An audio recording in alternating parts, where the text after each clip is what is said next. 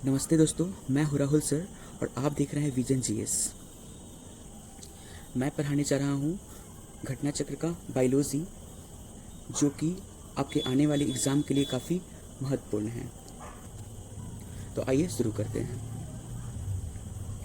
जीवों में अनुवांशिक लक्षण संतान में ले जाए जाते हैं। ठीक है, जीवों में अनुवांशिक लक्षण संतान में ले जाए जाते हैं। आंसर होगा क्रोमोसोम द्वारा। जीवों में अनुवांशिक लक्षण क्रोमोसोम द्वारा संतान में ले जाए जाते हैं। ये न्यूक्लियोप्रोटीन के बने होते हैं। किसके बने होते हैं? न्यूक्लियोप्रोटीन के बने होते हैं क्रोमोसोम। तथा इसका नाम प्रस्तुत करने वाले वैज्ञानिक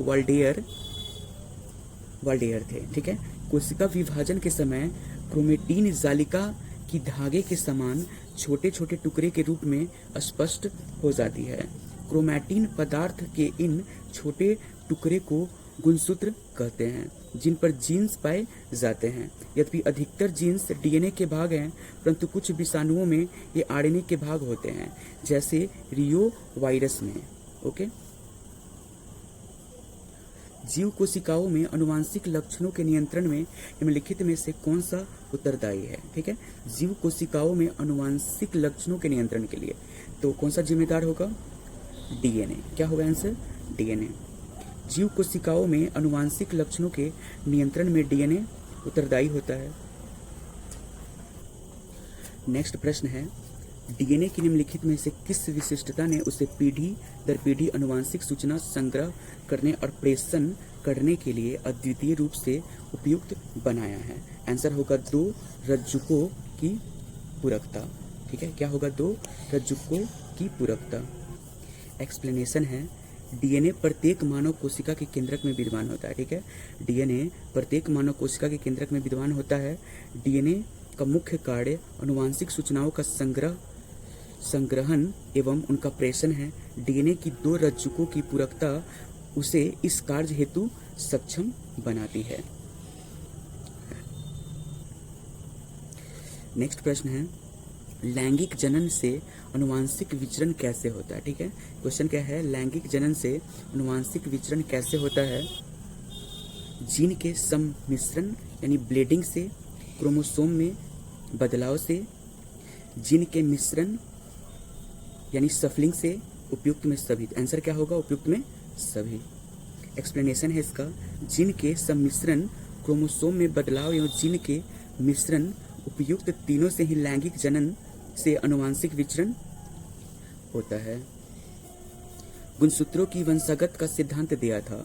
ठीक है, गुणसूत्रों की वंशागत का सिद्धांत दिया था तो किसने दिया था? सूटन एवं बोवेरी ने दिया था। किसने दिया था? सूटन एवं बोवेरी ने। वाल्टर सूटन और थियोडोर बोवेरी ने गुणसूत्रों का वंशागत सिद्धांत दिया था। नेक्स्ट प्रश्न है, जीन अणु यानी डीएनए की संरचना को सबसे पहले किसने रेखांकित किया? ठीक है, तो जीन अणु की संरचना को सबसे पहले किसने रेखांकित किया? आंसर होगा डॉक्टर जेम्स वाल्टन और डॉक्टर फ्रांसिस क्रिक ने। ठीक है, किसने किया?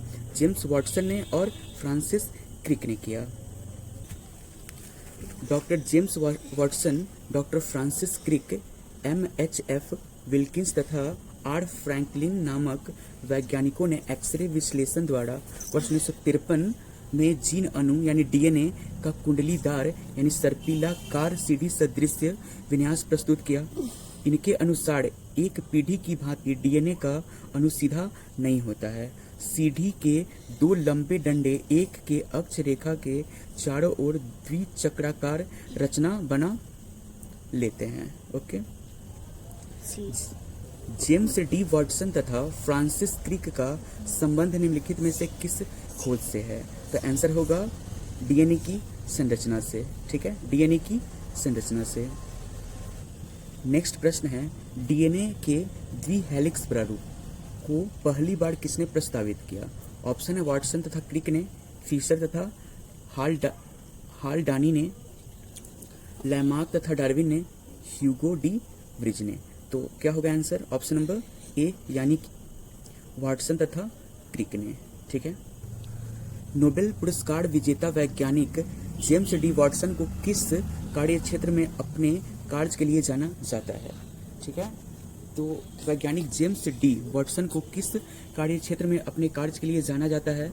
आंसर होगा अनुवांशिकी के लिए।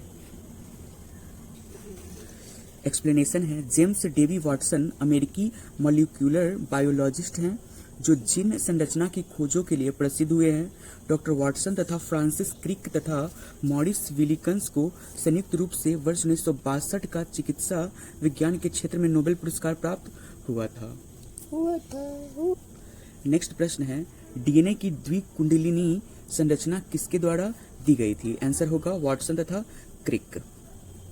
James Watson, Francis Crick, MHF Wilkins तथा फ्रैंकलिन नामक वैज्ञानिकों ने एक्सरे विश्लेषण द्वारा डीएनए की द्विकुंडलिनी संरचना प्रस्तुत किया। इसके अनुसार एक सीढ़ी की भांति डीएनए का अणु सीधा नहीं होता, बल्कि सर्पिलाकार सीढ़ी सदृश अर्थात द्विकुंडलिनी यानी डबल हेलिकल संरचना के रूप में होता है। एक डीएनए कुंडली में एक पूरा घुमाव 3.4 नैनोमीटर लंबा होता है। इस पूरे घुमाव में 10 क्षारक युग्म होते हैं तथा प्रत्येक क्षारक युग्म परस्पर 34.34 नैनोमीटर की दूरी पे होते हैं। द्विकुंडलित डीएनए अणु का व्यास 2 नैनोमीटर या 20 एंगस्ट्रॉम होता है।